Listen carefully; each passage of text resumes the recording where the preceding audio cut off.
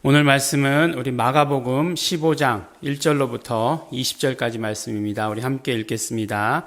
새벽에 대제사장들이 즉시 장로들과 서기관들 곧 온 공회로 더불어 의논하고 예수를 결박하여 끌고 가서 빌라도에게 넘겨주니 빌라도가 묻되 내가 유대인의 왕이냐? 예수께서 대답하여 가라사대 내 말이 옳도다 하시매 대제사장들이 여러 가지로 고소하는지라.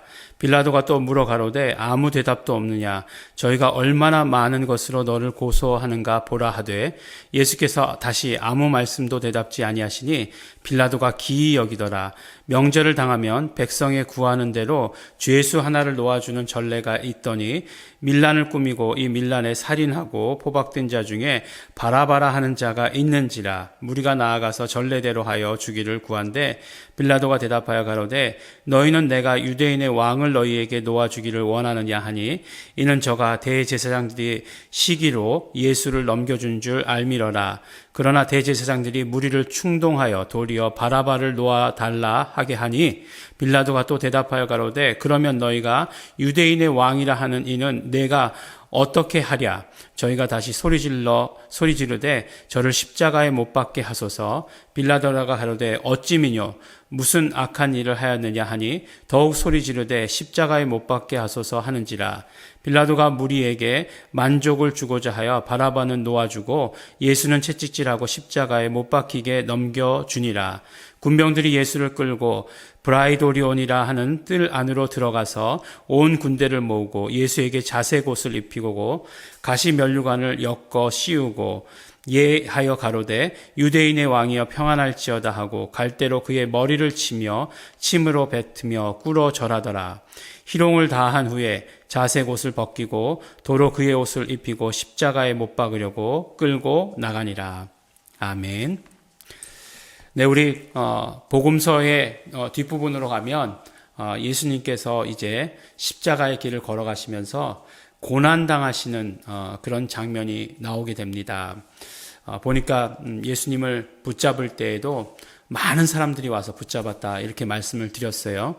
그리고 대제사장 가야바의 집에 가서도 정말 신문을 당하셨는데 아무도 그 죽일 만큼 그것들을 고소할 그런 핑계들을 얻지 못했다. 죄목을 얻지 못했다라고 하는 부분들을 보게 되었습니다.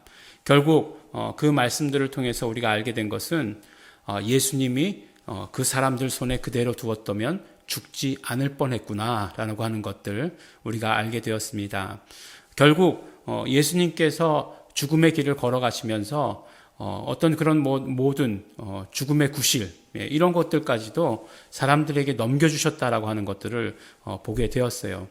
그리고 또한 어저께 우리가 이런 그 재판정에서 이루어졌던 것들을 통해서 예수가 누구이신지에 대해서 더 정확하게 알게 된다라고 이렇게 말씀을 나누었습니다. 그러면서 이렇게 그 복음서의 뒷부분을 가면서 늘 생각하게 되는 것은 이런 예수님의 고난 같은 건 없어도 되지 않았을까? 그런 생각을 하게 되는 거예요. 예수님께서 메시아로 오셨으니까, 그리스도로 오셨으니까, 그리스도의 일이라고 하는 것은 죄로부터 우리를 구원하시는 일이니까, 죄로부터 우리를 구원하시기 위해서는 핏값이 필요한 것이지 고난이 필요한 건 아니잖아요. 그러니까 예수님께서 십자가에 달려서 죽으시기만 하면 되는 거지 중간에 이렇게 막 그냥 막 그 머리를 치고 침을 뱉고 뭐 이런 일들 있잖아요. 예? 그 다음에 막 그냥 고난 당하시고 막 채찍질 당하시고 하는 것들, 예. 이런 것들은 없었어도 되지 않았나? 네, 그런 생각을 하게 됩니다. 예수님의 고난이라고 하는 것, 예. 이거 정말 어떤 면으로 더 힘들지 않았을까? 예. 하나님의 아들이신데 하나님의 아들을 사람들이 이렇게 취급하는 것, 예. 그냥 깨끗하게 그냥 죽음만 이렇게 했으면 좋았을 걸 이런 생각을 해보게 됩니다. 근데 왜 필요했을까 이런 것들이?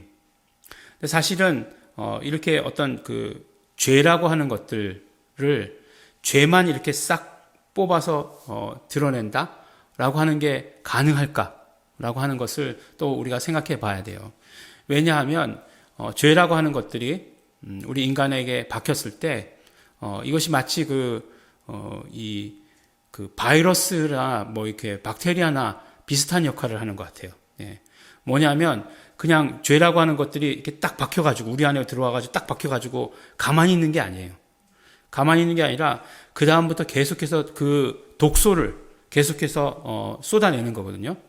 그러니까 어떻게 됩니까? 그 독소를 쏟아내니까 이 몸이 죽을 수밖에 없는 것 아니겠어요?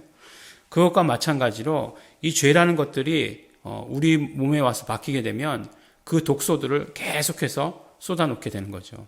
어떤 때는 뭐 질병으로, 어떤 때는 뭐 삶의 고통으로, 어떤 때는 우리 관계를 힘들게 하는 것으로, 이렇게 죄라는 것들에 박혀가지고 이런 독소들을 이렇게 쏟아내 버린다라고 하는 것입니다. 그러면 우리는 어떻게 되느냐? 고통하게 되고 질병 가운데 있게 되고 그렇게 되는 것이에요. 그러면 또 지금 예수님의 고난에 대해서 얘기하다가 이 얘기를 갑자기 왜 하느냐? 예수님께서 고난받으신 의미에 대해서 성경에서 어떻게 말하고 있냐면 이사야서 53장에 보면 그가 고통과 슬픔을 당함으로 말미암아 우리는 그 고난에서 벗어나게 되었다라고 이렇게 얘기해요. 그는 늘 앓고 계셨다라고 이렇게 얘기합니다. 새 번역의 번역으로 이야기하면 예수님께서 늘 앓고 계셨다라고 얘기하는 것이에요. 왜 예수님께서 늘 앓고 계셨느냐? 우리의 병을 가져가서 짊어지셨기 때문이다 라고 이렇게 얘기해요. 우리의 허물 때문에 예수님께서 죽으셨다. 우리의 악함 때문에 고난받으셨다 라고 이렇게 말하고 있다는 거예요. 그러니까 결국 예수님께서 고난받으신 것의 의미는 우리의 모든 이런 어떤 그런 악함과 이런 모든 것들을 대신 짊어지셨다라고 얘기하는 것이에요. 우리가 고난받는 것을 대신 짊어지셨다라고 하는 것을 성경에서는 분명히 말씀해 주십니다. 그래서 어떻게 되었느냐? 우리가 평화를 누리게 되었다라고 이사야서 53장에는 말씀하고 있는 것이에요.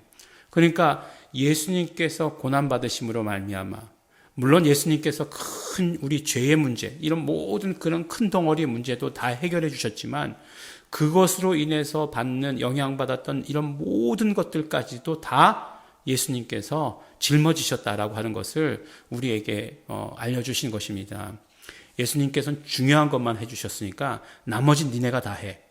그것도 아니라는 거예요. 그것까지도 로마서에서 보면 아들을 내어주시니가 어찌 은사를 주시지 않겠느냐 말씀하셨던 것처럼 모든 우리의 가장 큰 문제를 해결해 주신 분이 그런 어떤 주변에 그 죄로 인한 그 주변의 문제까지도 다 해결해 주셨다. 다 담당해 주셨다라고 하는 것을 우리에게 말씀해 주시고 계시는 것입니다.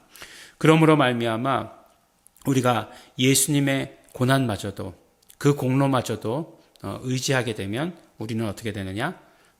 이사야 53장의 말씀대로 평화를 누리게 된다라고 이렇게 말씀해 주시는 것입니다.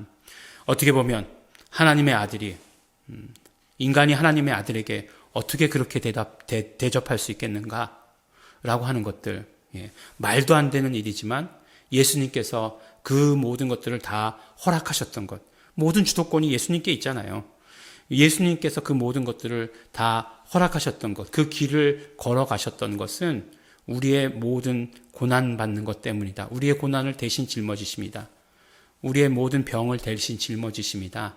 우리의 모든 질병을, 우리의 모든 연약함을 대신 짊어지십니다. 라고 하는 것을 우리에게 말씀해 주십니다. 그래서 예수님께서 마태복음에서도 보면 내가 정말 모든 병과 모든 고난을 짊어지려고 왔다라고 말씀하시잖아요. 이 바로 이것 때문에 예수님의 고난은 더 의미가 있는 것입니다. 빌라도와 대화하신 것을 통해서 우리가 예수님이 누구이신지 더 알게 되는 거죠. 그러나 그것보다도 먼저 그렇게 고난받으신 것, 빌라도도 속았어요. 그렇게 될 줄 몰랐죠. 그러니까 대제사장들에게만 맡겨뒀어도 예수님 죽으시지 않을 뻔했고 빌라도에게만 맡겨뒀어도 예수님 죽으시지 않을 뻔했어요. 그렇지만 예수님은 예수님 주도적으로 그 죽음의 길을 걸어가십니다. 그러면서 고난받으신 그런 모든 의미가 우리 삶 가운데 화평으로, 평화로, 건강으로, 평안으로 이렇게 와 닿게 되는 것입니다. 예수님 고난당하신 그 장면을 보면서 나도 고난당해야지 라고 하시지 마시기 바랍니다. 예수님께서 고난당하신 의미는 우리에게 화평을 누리게 하기 위해서, 평화를 누리게 하기 위해서라고 하신 것을 우리가 기억하시면서 오늘 하루의 삶이 건강하고, 오늘 하루의 삶이 평안하고, 오늘 하루의 삶이 능력 있는 삶이 되시기를 또한 예수 이름으로 축원합니다. 우리 그러므로 기도하실 때에 우리 그렇게 기도하시기 바랍니다. 오늘도 예수님의 그 모든 공로를 의지합니다. 예수님의 피의 공로를 의지합니다. 예수님의 그 공생애 동안의 모든 공로들 의지합니다. 우리 기도하시면서, 결단하시면서, 회개하시면서 다 같이 통성으로 함께 기도하시겠습니다.